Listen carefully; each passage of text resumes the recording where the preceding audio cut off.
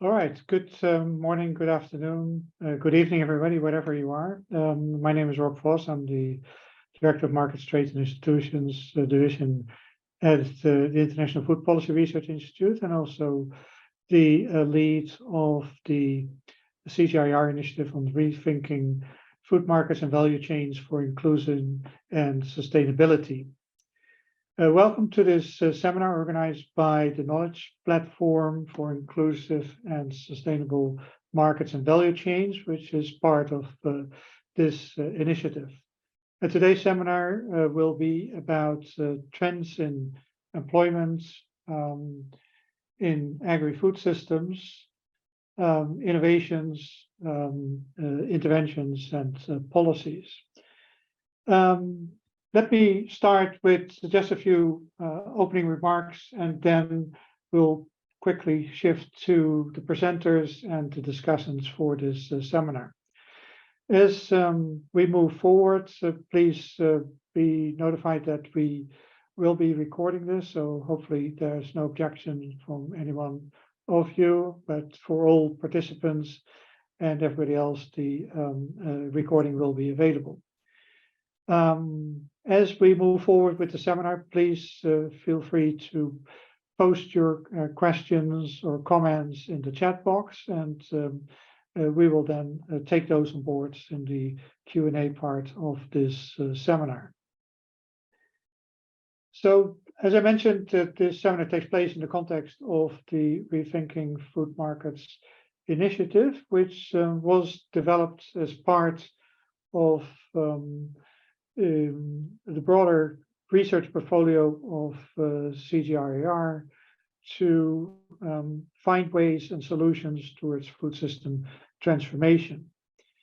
The particular topic of today to look at what are the implications for employment is at the heart of this initiative. The food sector constitutes arguably about 1/5 of the global economy and is the largest source of income and employment, particularly in low and middle income countries. The livelihoods of most of the world's poor and vulnerable people depend on it, and in recent decades, agricultural productivity has shown steady growth, and many technological institutional innovations that have been pushing forward to the broader development of agri-food markets and value chains that on the one hand has helped poverty and reducing poverty and food insecurity, but at the same time that the way the markets and the value chains are being structured, that still much of the rural population employed in the agri-food sector remains poor and food and nutrition insecure. Well, evidence also suggests at least 3 billion people globally, including both the urban and rural poor, cannot afford nutritious diets. These populations have been unable to benefit from the expanding and the rapidly expanding food markets. More food processing has also brought greater food diversity and more convenience to consumers, but also worrisome increases in the consumption of unhealthy foods. The sector's over and misuse of natural resources has also degraded the environment and exacerbated the climate crisis and biodiversity loss. And many of these failures are rooted in markets hindered by multiple deficiencies in infrastructure, equipment, and standards, incentives that do not foster sustainability, nutrition, or inclusiveness, concentrated market power, and weak value chain integration. So the key challenge is how can we address these multiple constraints to develop value chains that can efficiently deliver more nutritious and safe foods to retailers and consumers while generating decent livelihoods for farmers and food sector workers, including women and vulnerable groups, and reducing the carbon footprint of agriculture. So this was also a task given to the presenters of today, is how can we understand better the changes, the dynamic changes that have been taking place in agri-food systems in recent decades, including in developing countries, and what have been the employment impacts of those changes. And also to identify what innovations, what types of interventions and policies could serve to improve the inclusiveness and the sustainability of value chains, food markets, but above all, create remunerative employment for those working in the sector to subsequently achieve these multiple objectives. So Julio Berrique and Carolina Trivelli are here to present the meta-study or research synthesis study, if you like, reviewing the evidence of what we know and also what we do not know about the employment impacts of the trends in agri-food systems, but also more specifically at what innovations and what types of policy support work and what doesn't work in order to improve employment and employment conditions in the sector across the world. So that's the objective of this seminar, to discuss the main findings.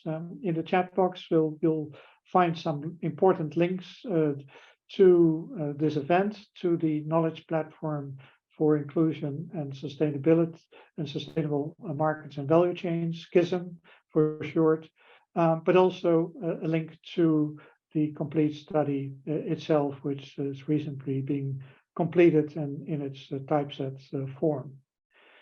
As I mentioned early on, as we move forward with the discussion, please put in your questions and comments in the chat box as we move forward, and then we'll take them on board as we move forward with the seminar.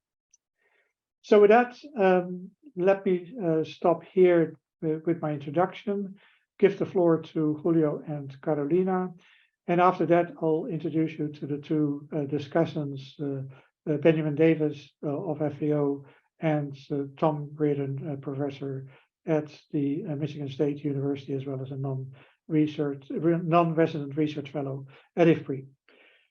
Without further ado, over to you, Julio and Carolina.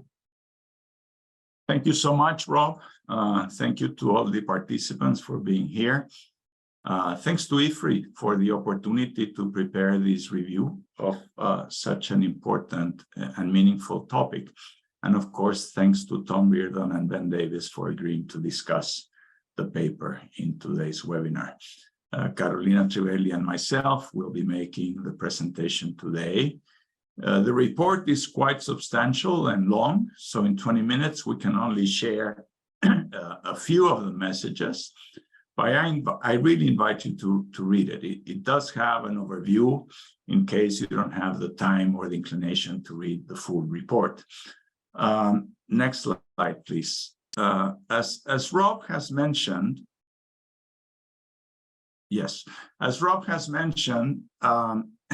the review is looking at trends and features of agri-food value chains and food systems that can create not only more jobs and more productive jobs, which is of course extremely important, but also better jobs in terms of the quality of employment.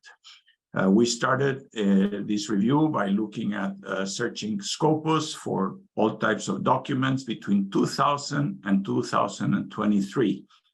We selected the most cited documents, screened them for relevance to our study, and we selected an initial set, which, as we made progress in the study, we complemented with another large set of documents from the references of the initial set, plus documents that were recommended to us by experts in the different topics covered in the review.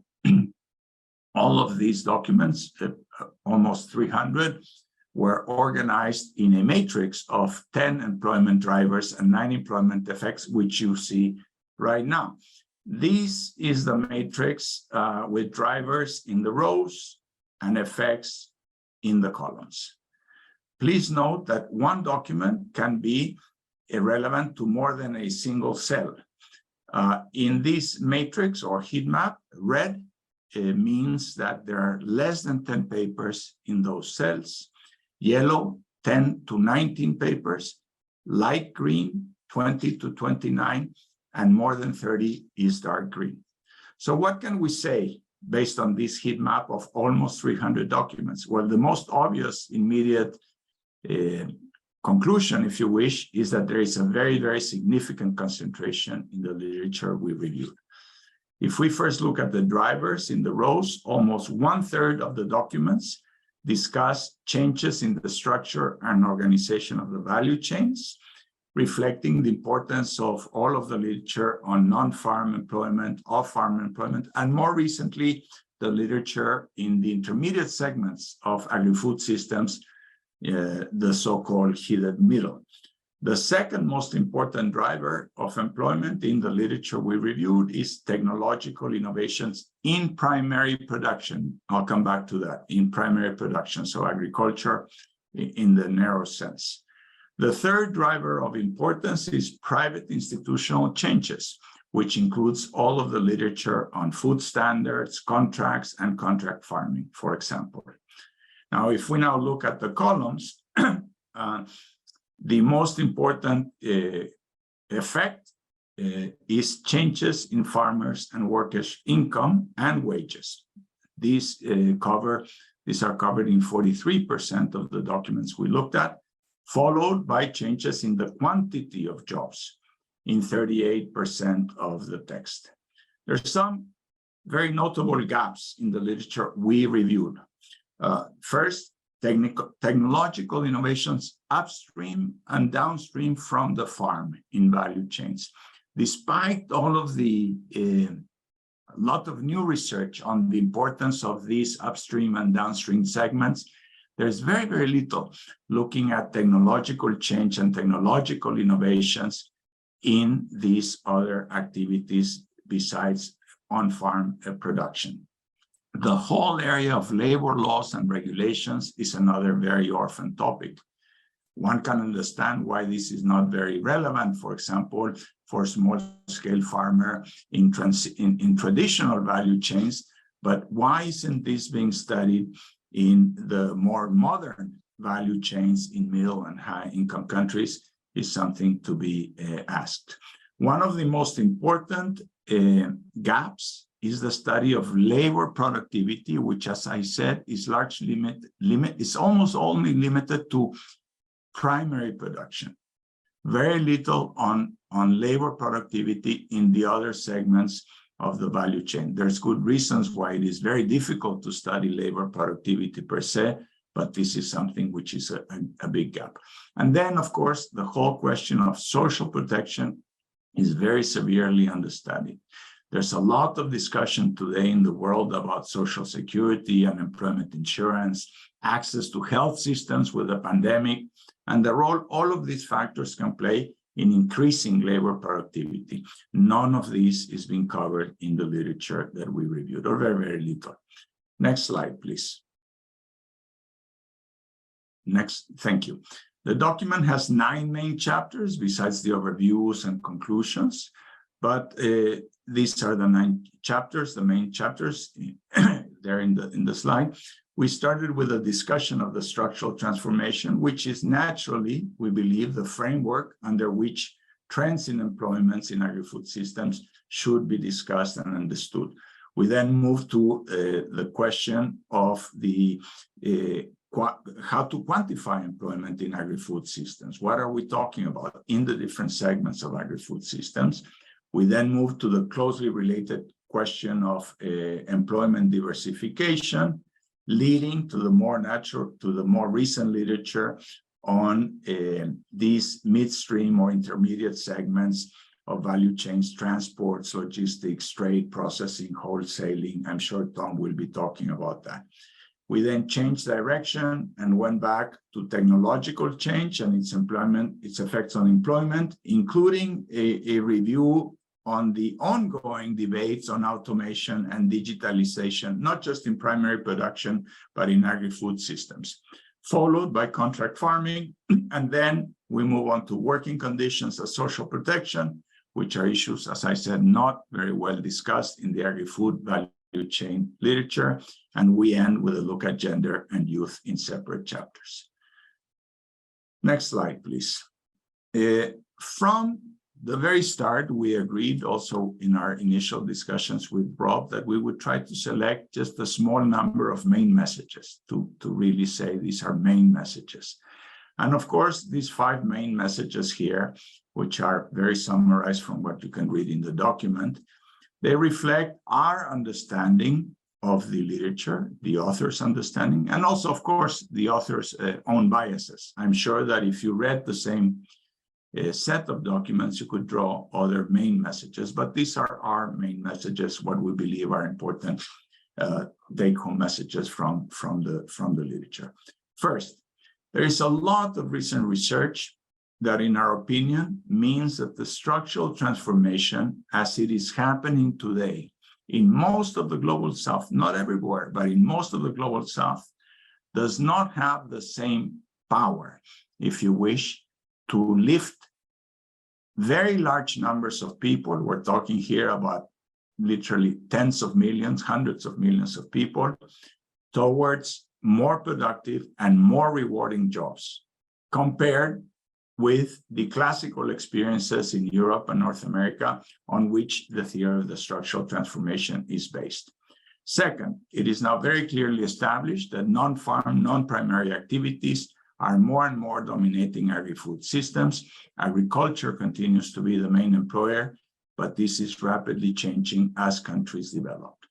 Third, of course, there are common patterns captured in the literature when it comes to employment. The previous message is one common pattern, but in almost every issue that we looked at, there are so many nuances, so many exceptions in which the same trend or the same innovation or type of policy leads to different results and outcomes that one really needs to be careful when deciding recommendations for particular contexts. Fourth, in looking at these different trends, we find that very often, too often, I would say the rule is that women and youth end up with a less productive and less rewarding employment. Now, this does not mean that women and youth are being totally excluded. No, there are new opportunities for women and youth as value chains develop, but middle-aged men tend to capture the best part of the cake. And finally, the literature we reviewed is very clearly concentrated on the brighter spots of agri-food systems, things like modern value chains, high-value export agriculture, non-agriculture employment in the more dynamic regions of developing countries.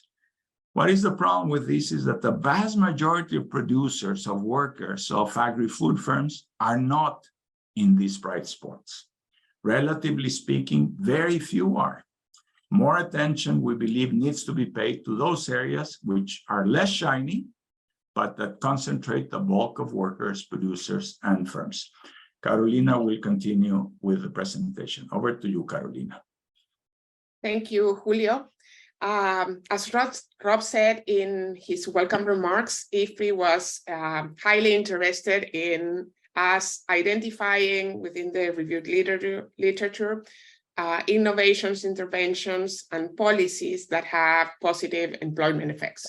So based on this near 300 papers reviewed, we found that the evidence, as stated in our fifth message, tends to overrepresent some of these innovations. So that provides us with a good evidence base for some of this.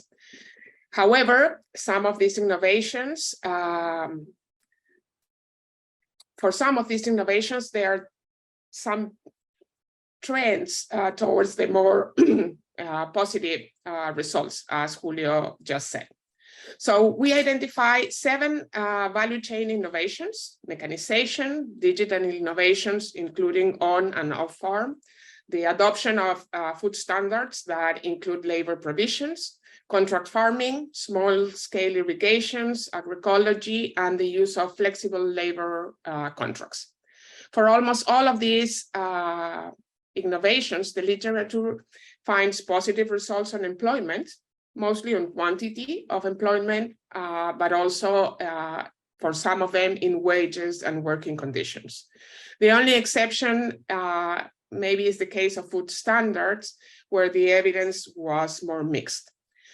The literature has paid less attention and is also less conclusive about the inclusion effects of these innovations. So there's an opportunity to keep doing research on that. There are mixed results in some of the cases, and the impacts vary among different groups when analyzing the inclusion effects. One relevant finding is that some of these 7 innovations, although having positive impacts, reach only a small number of producers or workers. For example, the adoption of agroecological practices that really provides good impacts, positive impacts, but the number of people able to adopt these practices is very limited. Thus, initial conditions, context, and scalability should be relevant considerations when analyzing the effects of these innovations. And there is significant room for more analysis on the inclusion effects. If we can go to the next slide, please. We also identify 6 well-documented policies and investments that have mostly positive impacts on employment and on inclusion. These are mainly could be organized in 3 main types of policies. First one, investments in infrastructure, roads and connectivity being the key investments. These are infrastructure packages that pool rural employment and diversification of income. And the more interesting ones are the ones that analyze and suggest in investment packages of infrastructure, not only of one type of infrastructure. The other one is the modernization of wholesale markets that have a relevant impact on non-farm employment within this hidden middle.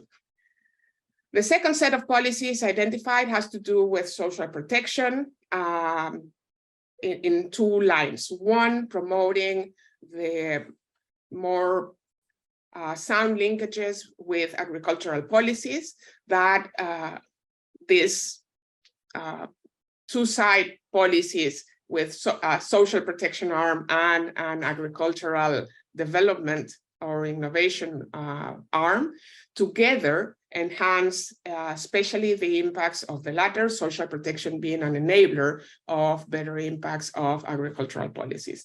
And the second type of policies is what we call extended social protection, which is social protection approaches that incorporate economic inclusion within the social protection interventions that facilitates income diversification, resilience, and improved livelihoods.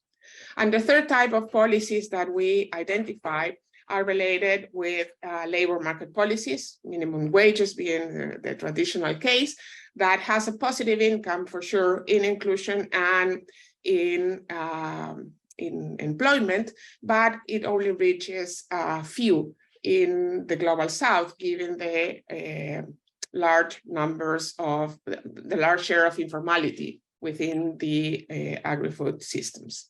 And the final one has to do with collective action organizations, unions, cooperatives, self-help groups that have positive effects, but there are some groups that tend to be excluded of such collective action organizations, the informal, in the case of the unions, the youth in most cooperatives, for example.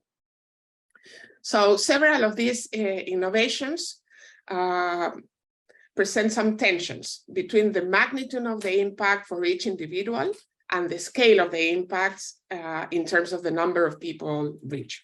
So that's something to take into account.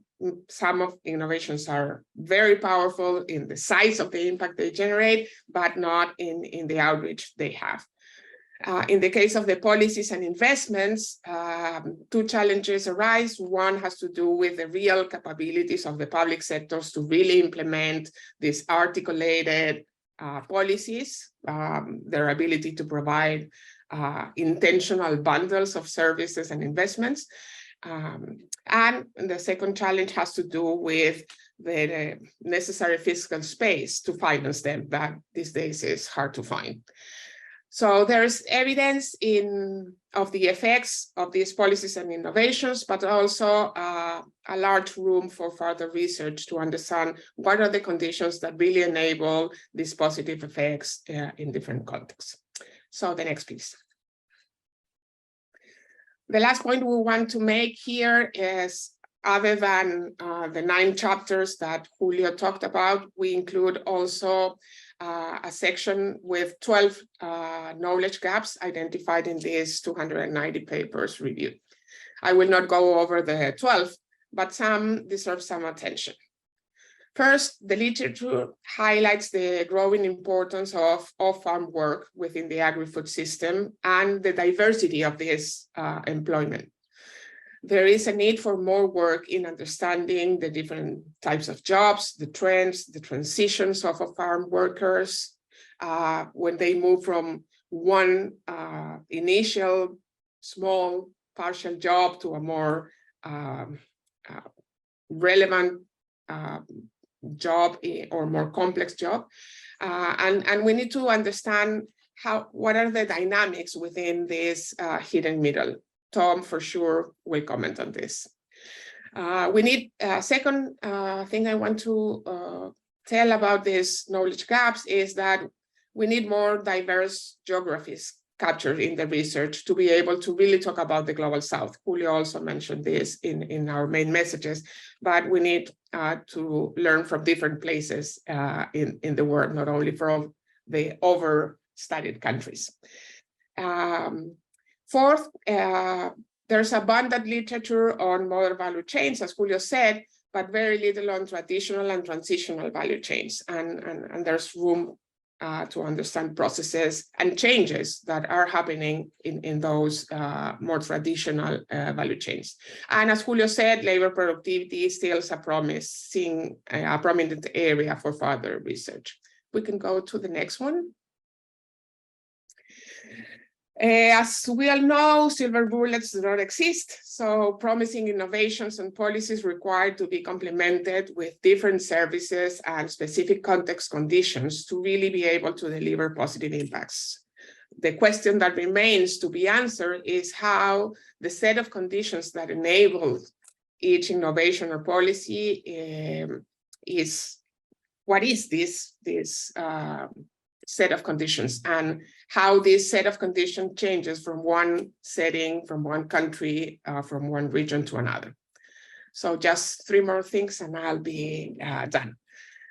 First one, there's an opportunity to improve farm and off-farm employment policies by linking them to the vast existing debate on social protection. There's an active debate on the social protection community, and we think that that debate could really inform and benefit better decisions and designs of policies and interventions to really boost farm and off-farm employment. Ben, for sure, will say a lot about this. Second, in our review, gender issues are present in many studies, but few of them really use a gender systems approach to address women's inclusion through agri-food systems employment. And there's a great opportunity there to really understand and develop proposals that really change these gender impacts from more and better employments. And finally, the promise of automation and digitalization as a tool to advance decent work in agricultural system is still a promise.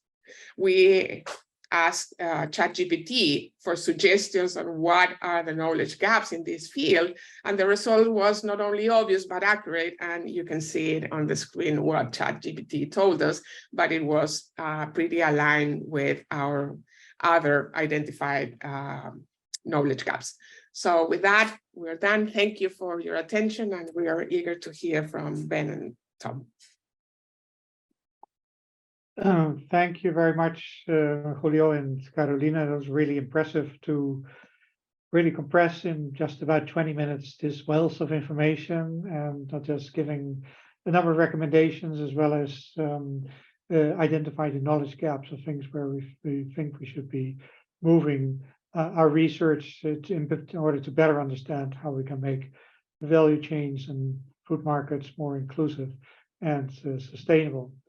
I think to summarize in one sentence, the take-home message is that you see a lot of positive effects from the types of changing technology, be it towards mechanization or agroecology, or process innovations like the food standards, contract farming, and other mechanisms. But at the same time, that the benefits don't seem to come to many people. So the question is there, what needs to be done that those kind of innovations will be more widely adopted, or are there other things needed in order to make those benefits more widespread? And the same conclusion you find a little bit with the policies, that the policy support is there, but again, particularly when it comes to labor market policies, they may fail to reach many people, particularly because the food sector is, particularly in developing countries, so dominated by informal structures and informal arrangements that are not directly or easy to influence through those policies. So I think that's already quite an agenda, and you laid out what we need to know more. So, but before we get to ask everybody what they think about those conclusions, we have asked two prominent experts in the field to comment on the study itself, and also give some food for thought on how we should move forward our research. So I'll first give the floor to my former colleague, Ben Davis. He's the director of the Inclusive Rural Transformation Gender Equality Division at FAO. It's a whole mouthful. In my times, it also had a whole mouthful, but had different names. I think the 2.5 years I was director of that division, it changed names 3 times, although the substance of what the work being done did not really change. So hopefully this work that was ongoing then is taken to even higher levels by Ben, led by Ben. Then he will be followed by Tom Reardon, who is the professor at the Department of Agriculture, Food and Resource Economics at Michigan State University.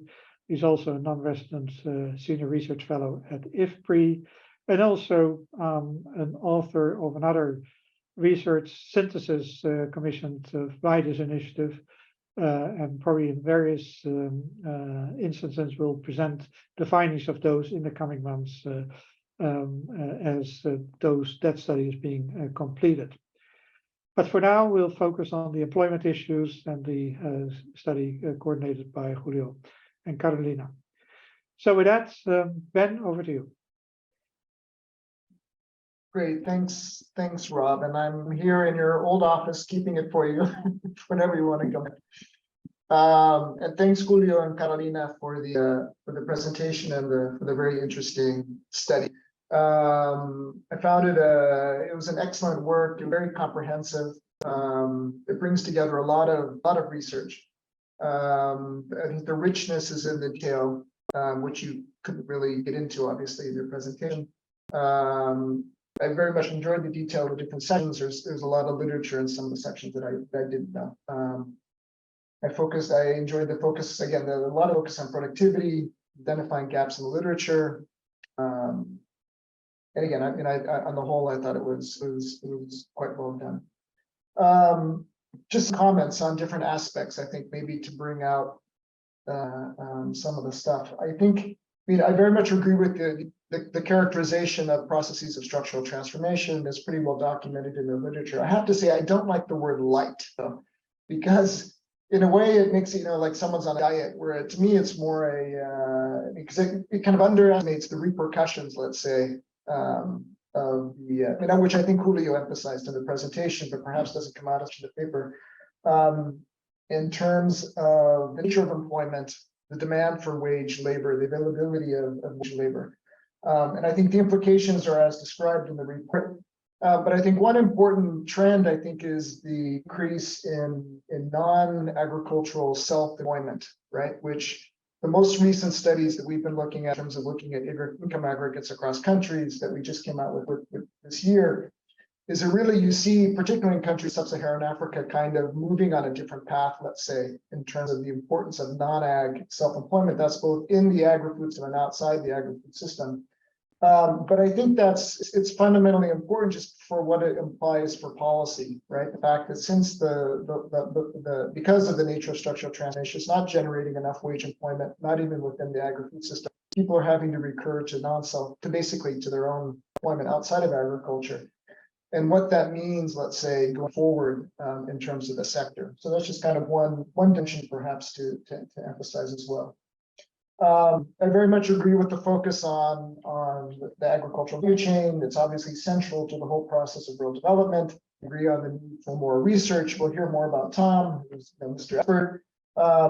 We had a session a few months ago with Tom and Saweda, Liverpool, a colleague of Tom at Michigan State, where they looked at the research, kind of this ongoing in this middle sector, the innovations that are happening, even in the informal, small scale part of it. And I think it is certainly a very dynamic, exciting area that needs to be focused on more.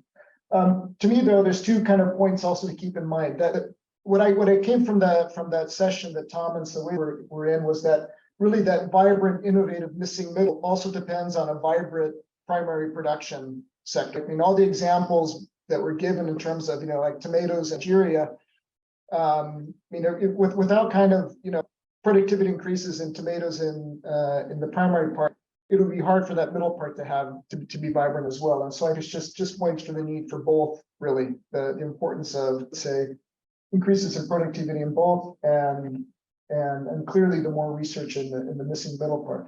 I think secondly, I think another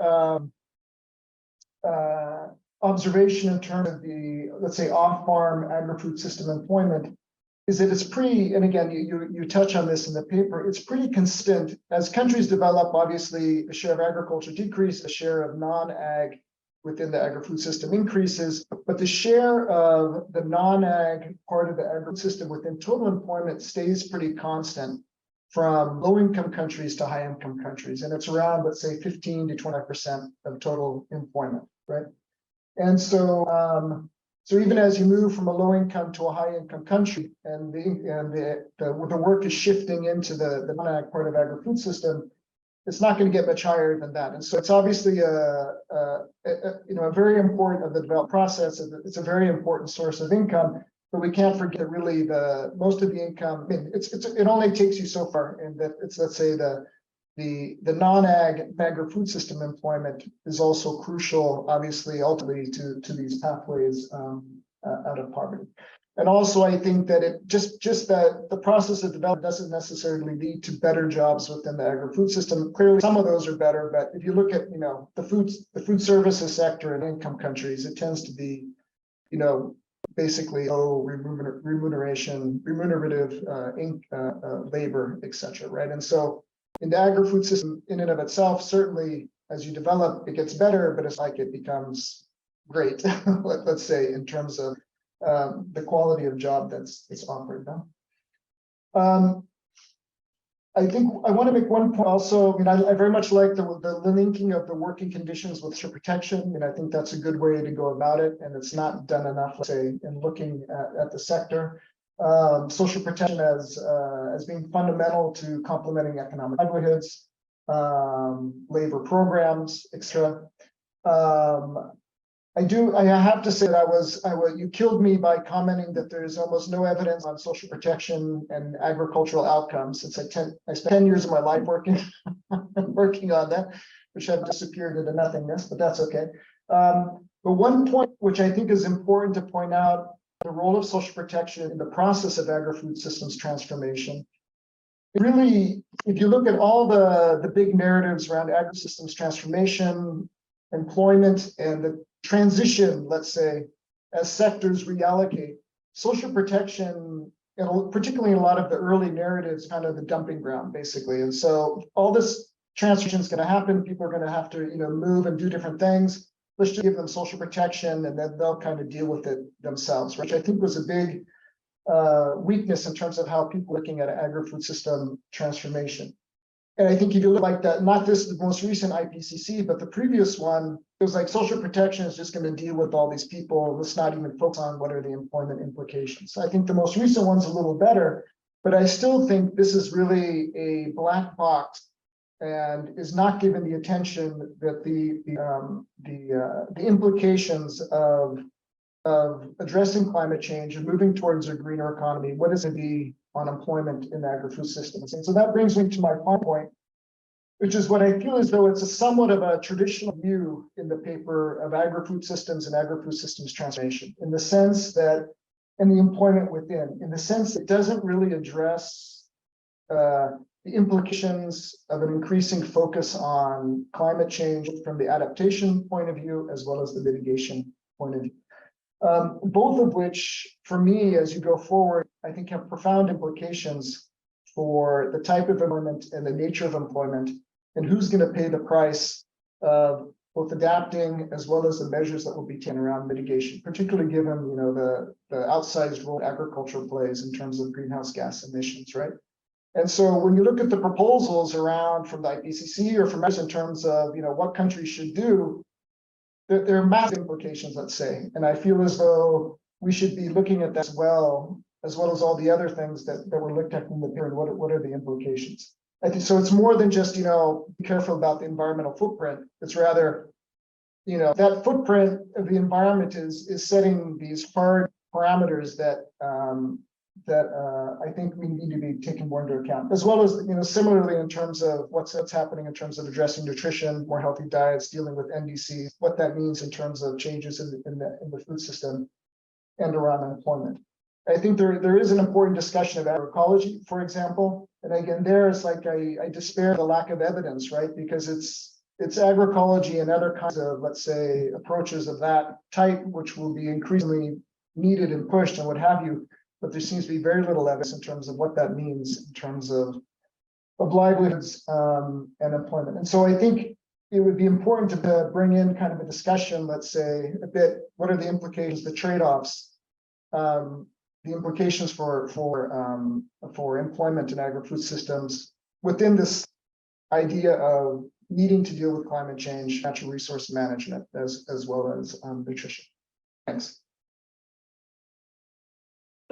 Thanks, Ben. Those are excellent comments. Lots of additional food for thought. I would say particularly would be useful to pick up in the further discussion is the points you raised about the hidden middle and how the sort of the midstream of the value chain interacts with primary production and the need for higher productivity growth in that part in order for the income opportunities also to rise in the middle segment of the value chain. I think that's a very important point. Previously mentioned, so Tom will dwell on that as well. I was a bit puzzled by your remark that the non-ag share in employment is more or less constant, but maybe we can dwell on that. I thought that would increase with higher productivity in agriculture and further development of the value chains, but maybe we can dwell on that further, because of course that's a little bit also premise of this initiative is to find greater employment and particularly better employment and income opportunities in those segments of the value chain. The importance of the link to social protection, we need to understand that a lot better. And maybe most of all, given the climate crisis we're facing, is how can we do the greening of the agri-food system without jeopardizing employment and income opportunities in the sector, rather creating a lot more of them. All right, that's probably a bad summary of all the wise things you said, but there's an attempt. All right, now over to you, Tom, for your comments. Thank you very much, Julio and Carolina. This is a brilliant paper and a brilliant talk, and I really congratulate you for the depth of it and the breadth of it. I have just 10 quick comments, and some of it is to emphasize what really struck me and some little obsessive footnotes to your points to emphasize. The first is that you really use this paper to shine a big light on the rapidly growing off-farm, the non-farm or off-farm agricultural food system employment. It's just so striking, and some of the numbers that you quoted from the Dulles-Lager, Reardon, et cetera, paper on the shares of this kind of employment relative to primary agricultural employment and agricultural wage employment, both of which have got the giant lion's share of the debate over the years. But when you show that really in the low and middle income countries, 22% of the employment is coming from the non-agriculture, the off-farm components of the agricultural food system, the processing, the wholesale, the logistics, versus 20% from agriculture and 7% from agricultural wage work. So it's almost as important, and you showed that over time, it goes from a little bit below agricultural employment to off-farm employment in agricultural food systems being more important than agricultural employment. So in any case, you really help to rebalance the debate from just focusing in on farm employment. It doesn't displace the importance of farm employment, but it adds a richness to the debate, and is done at a macro level, looking at the big picture. I'm really struck, and for this Rethinking Food Markets initiative, we did a separate paper that just finished, looking at some of the episodes at the meso level, let's say at the district level, at a zone level. And these are mainstream zone levels. These are not the best of the best. And they're not export agriculture. They're domestic agriculture in basic things like teff and vegetables and fish and milk. And we found episodes over 10 years of 300% jumps in the employment in these areas, in these things. So this big picture of the importance of this and its growth over time can be complemented by understanding that in various areas that are crucial to the feeding of countries, you have these explosions, these booms. Secondly, you rightly emphasize the heterogeneity of this sector, okay, that you can get jobs that are not very well paying and not very formal, all the way to jobs that are better paying and more formal. But Carolina has a wonderful phrase. I probably can't quote it perfectly, but it's so captivating. And the point is that it's all better than subsistence agriculture. When a lady starts a food service firm or a processed food activity, or a guy gets involved in doing commerce in the agri-food system, this tends to be better than the subsistence farming that they were getting away from. They voted with their feet, with their money, with their rupees, okay? And so we're talking about a good thing. It's not always the best thing, but it's almost always a good thing. And it's certainly the thing that they're after and want. A third point, which really struck me in the report, I love this, is this idea of the iceberg, okay? That, I'm caught in this all the time in many conferences and this and that. And I feel like there's two ships passing in the night in the world debate on employment. There's sort of the global north, which it isn't only the global north, there's parts of the global south doing this, but that's really focused in on decent work. I'm not for indecent work, but decent work, formalized sector work, well-paid work, regulated work, protected work. And it turns out, as Julio and Carolina were emphasizing, this is the tip of the iceberg of employment in developing countries. It's just a little tiny bit. It might be 10% of all employment can even be that. And the other 90% is often off the debate, okay? And that employment is the informal sector, the small and medium and micro enterprises, the domestic scene, And I just love what they said about, there's so much excitement and a lot of literature on employment that's generated by these really blingy, glitzy, glittery things, exports, new standards, contract farming. And then they bring us down to earth. They say, well, guess what?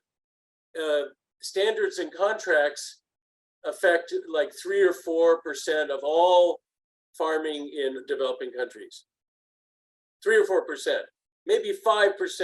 And in a few segments, obviously it's more, but overall it's tiny. And then, I want to bring a number from our own work onto the table. 4% of food in Africa is exported. In Asia, 5%.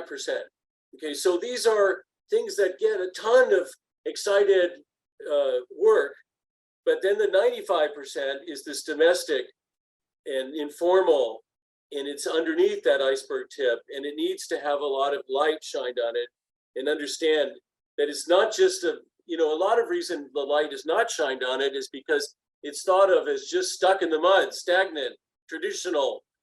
And in fact, as I just mentioned, in many of these so-called traditional places, you have booms that are far faster and bigger than these modern booms. So crucial. I'm not poo-pooing that stuff. I'm saying I just love their iceberg image. Fourth point is, and they emphasize this, is that the value chains are so important, okay?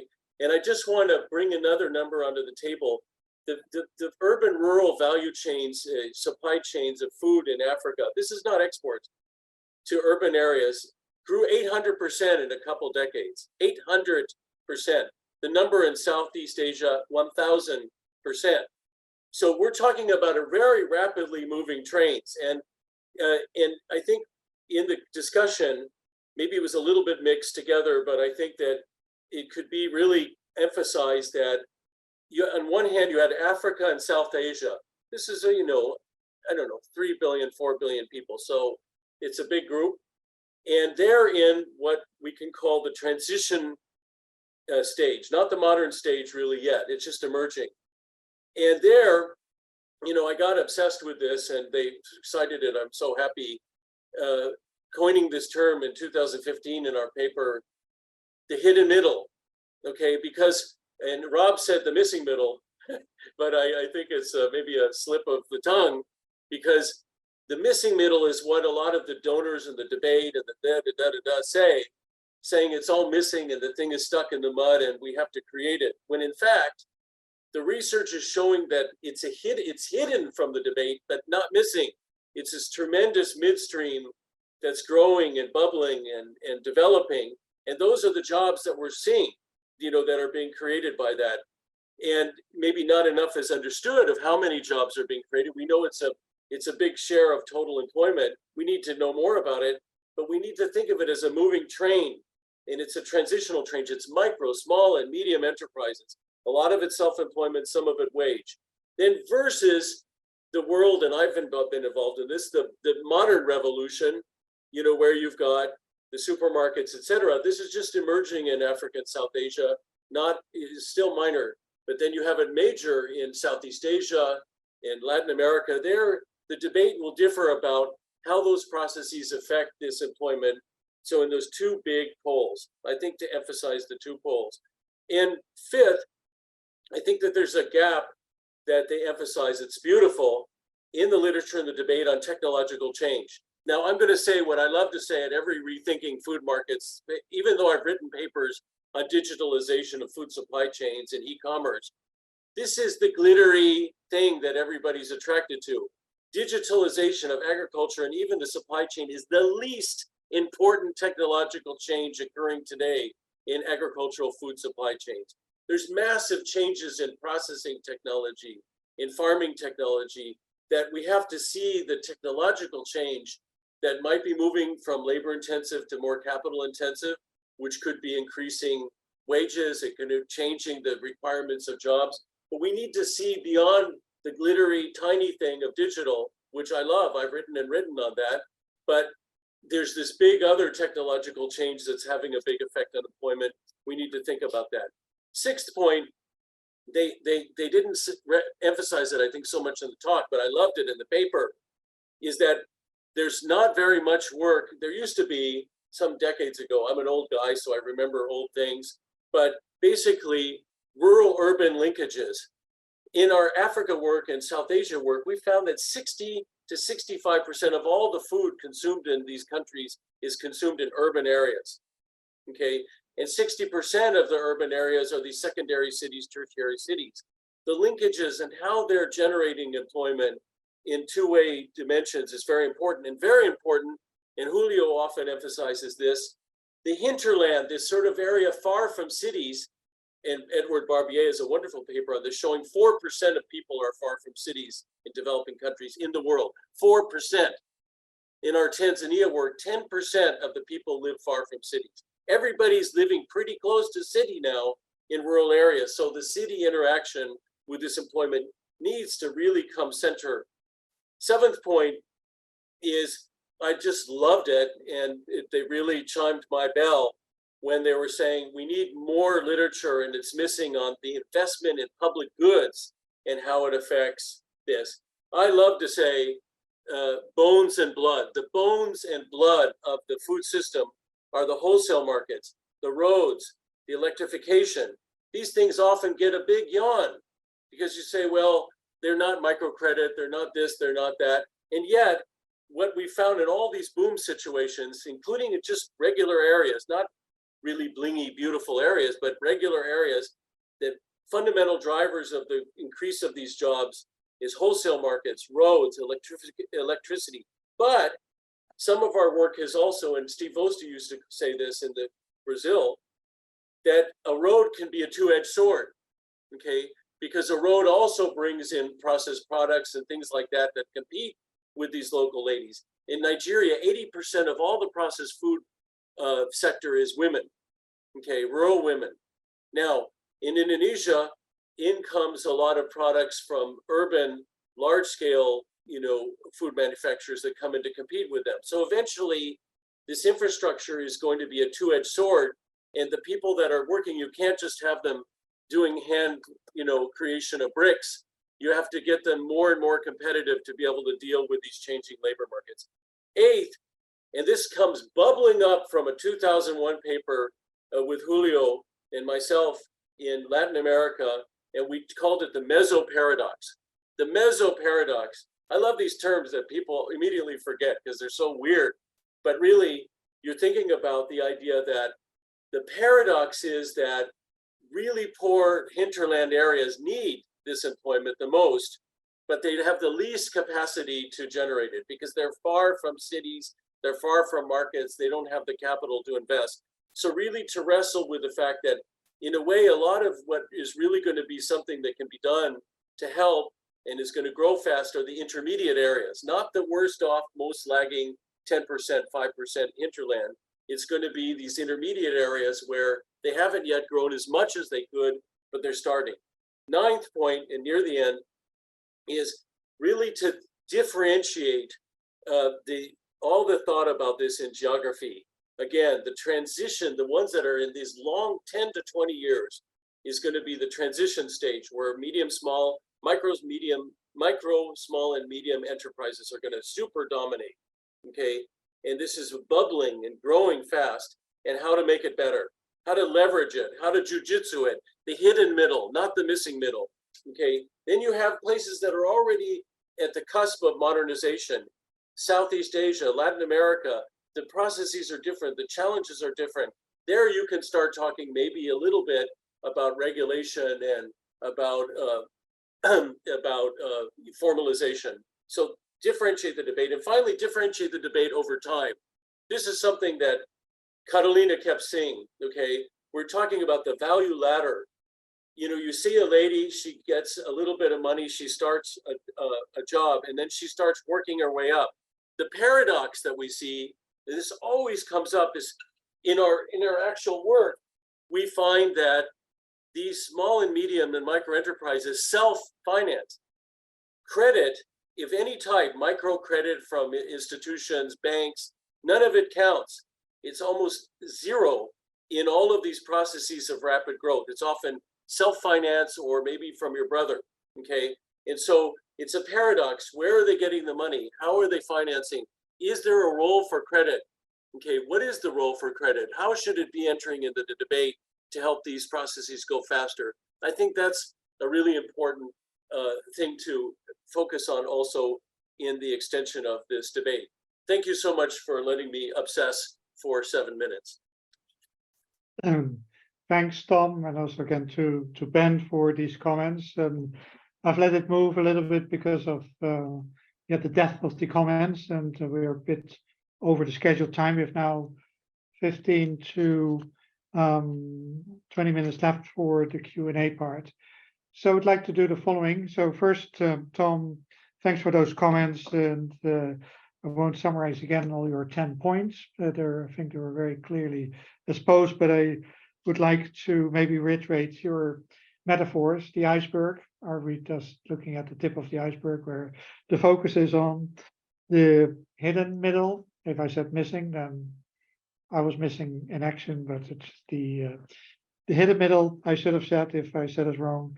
The meso paradigm, and that we need to look at that, and particularly also what kind of dynamics do we see in the transition from this mass of informal sector workers and businesses within this constant drive towards modernization, and so where will we stand in a couple of decades from now? So a lot of food for thought. I will start and give the floor back to Julio and Carolina to respond to some issues, but also take account of a few comments that were put in the chat, and there are 3 of them. So hopefully you can briefly touch upon them as well. The first is a question from Ana Maria White Alfaro, who says, why is the modernization of wholesale markets not being observed as having an inclusion effect? Could you please explain how do you see this action different or separate from the others, since it could be linked to infrastructure, governance, and livelihood promotion interventions too? So that's the first question. The second is more a request from someone, Niran, who's the CEO of Osoa Foods, who says, in pursuit to ensure safe and healthy foods are accessed and served to Nigerians, with respect to the environment, we have made partnerships with concerned federal ministries and other stakeholder institutions, among which the Federal Ministry of Health, to reduce foodborne diseases, lower food waste and loss, etc. So what ways could your institutions support us in this journey? Maybe I changed that question to how can, so from the findings of the research, how can policies support businesses like those of Mr. Niran?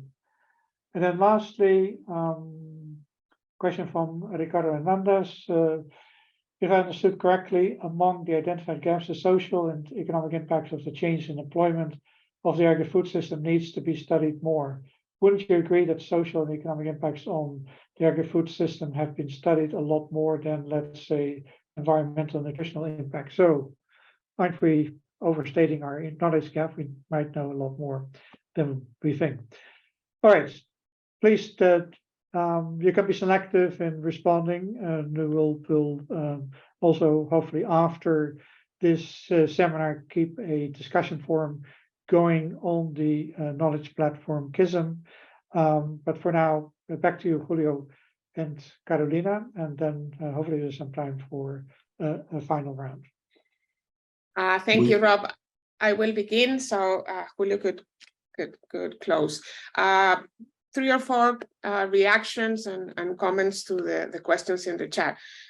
First to Ben. Yeah, for sure, Ben has to work a lot in the relationship and the linkages and the potential linkages between social protection and agricultural development policies. But we were not very successful, Ben, in putting that topic within the social protection discussions, or within the agricultural sector discussions. And I think there's still a lot of room to keep moving. We have so many questions today, and we see a lot of potential there, but I think we could take advantage of pulling together the discussion from the social protection side and the agricultural development side in one discussion about the new type of social protection, including the greenery, the green version of it in the center. The other thing is that we need to accept that although we have studied a lot social protection, there's no really a rural social protection debate. Right? Social protection with how it looks in the rural areas. And I think there's a lot of room to keep working on that in adapting social protection to really be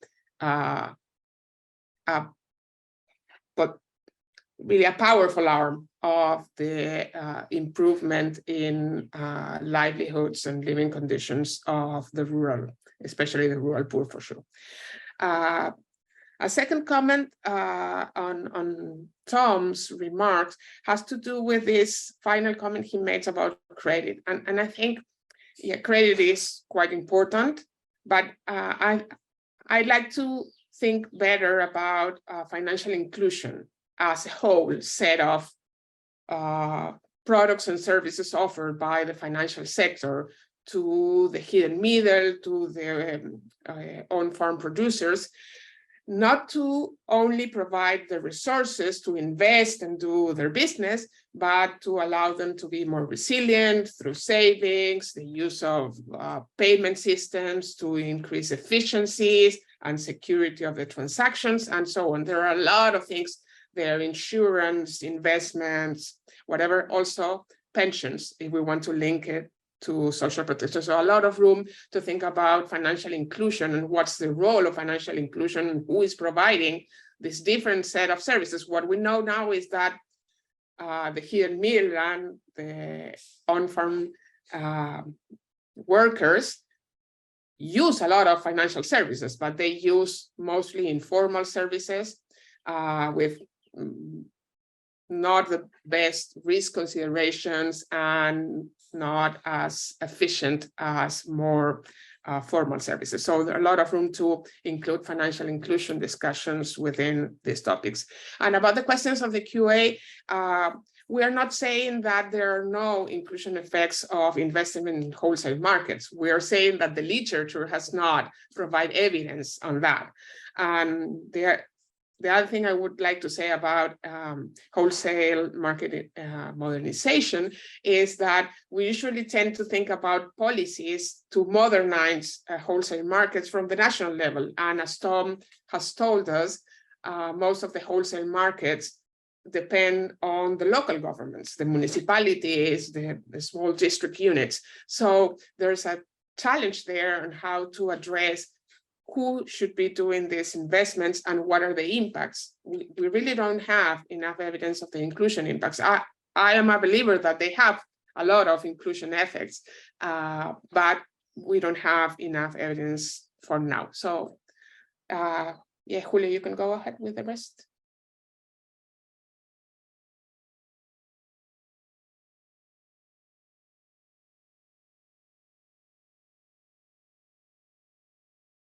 Julio, you're muted.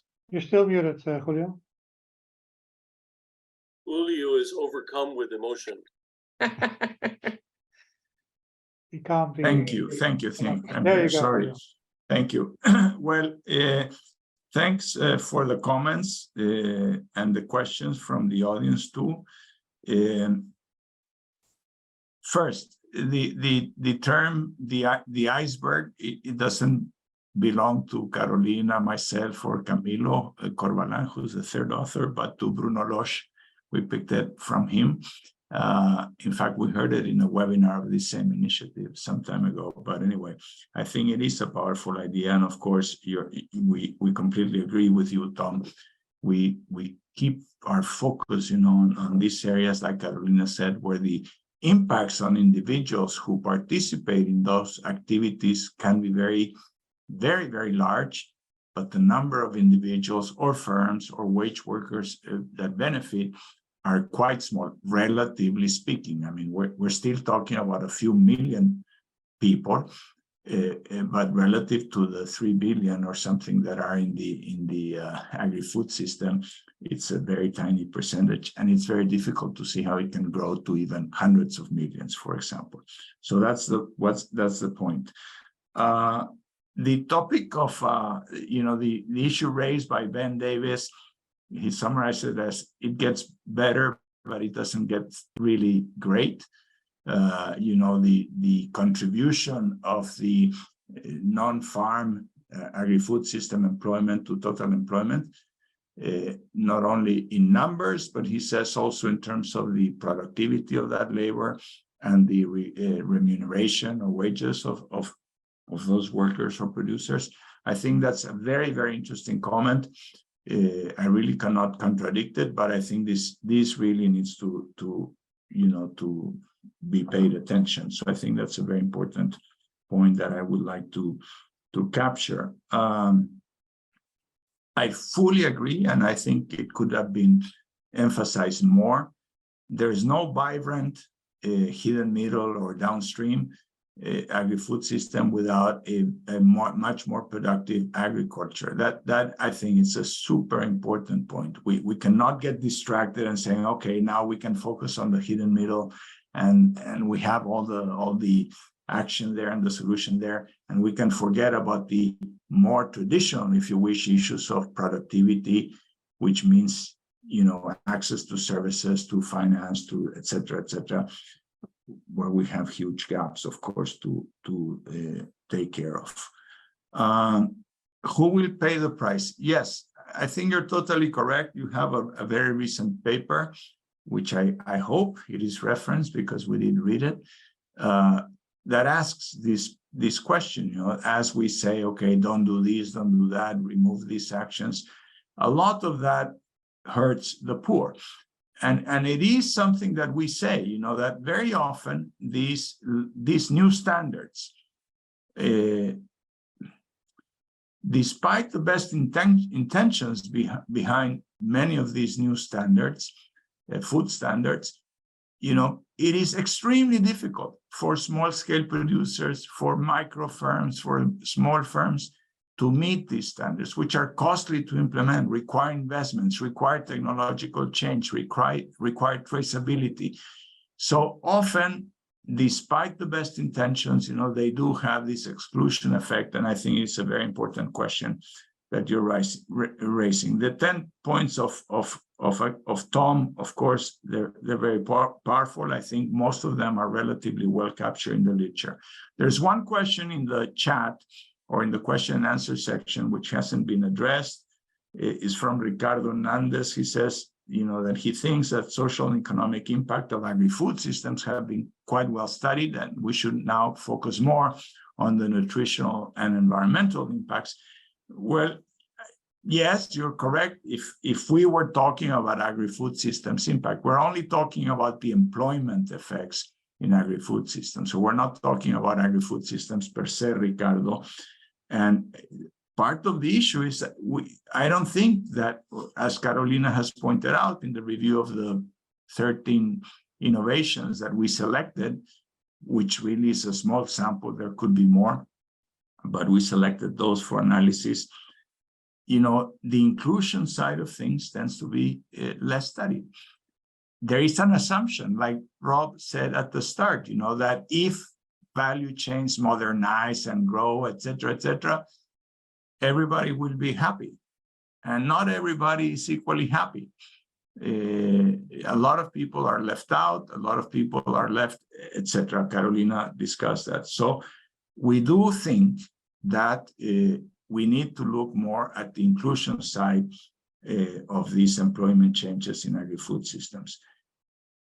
That doesn't mean that we should not be looking, like Ben has said, at the environmental and particularly those issues related to climate change adaptation and mitigation and the employment implications of those.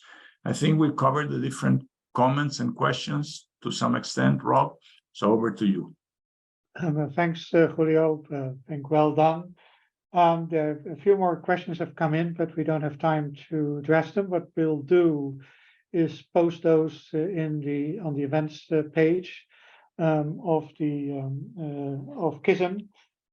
We have for that, and I put the link to that in the chat box, where you can also find the same link. You also find the access to the entire paper. So hopefully that would be my first conclusion. Would be for everybody, please go read the paper and engage in further comments. Leave your thoughts there, and we'll hopefully, and this is, we haven't asked before, but we'll ask Julio, Carolina, maybe also Ben and Tom, to engage in that further discussion online. I learned beyond the paper I already read more than once, but I learned some more during the seminar on issues that we may need to focus on more. But I'd like to end, and I think that's the main challenge that we're seeing. So even though this paper particularly looks at the inclusiveness and the trends in inclusiveness or non-inclusiveness of value chain development, and this paradox that Tom mentioned, you have this dynamic growth in agri-food systems around the world, and yet we don't see the benefits going to everybody. Even we see some of the problems within value chains becoming more pressing. So how can we bring those together? So that also applies to the last point that Julio made, even though the emphasis here is on employment and inclusiveness. Of course, we have to think through how can we achieve that inclusiveness while at the same time address the resilience and the sustainability of agri-food systems. So those are the questions for further research that we hope to take on. In the initiative, we are working on 7 specific value chain cases in different parts of the world, where we try to figure out the impacts of different types of innovations towards those multiple objectives. And hopefully through that, also think through what that could mean for the transformation of value chains and markets that won't stop the ongoing dynamics, but rather transform that dynamics in ways that will benefit all people and also is good for the planet. So with that, let me thank everybody for their participation. Julio, Carolina in particular, for an excellent background paper. Tom and Ben for their insightful comments that we will build on further. And to all of you for participating, listening in. And again, let me invite you to go to the KISM website and particularly event page, where you can drop further your questions, and we'll try to address them as we move forward.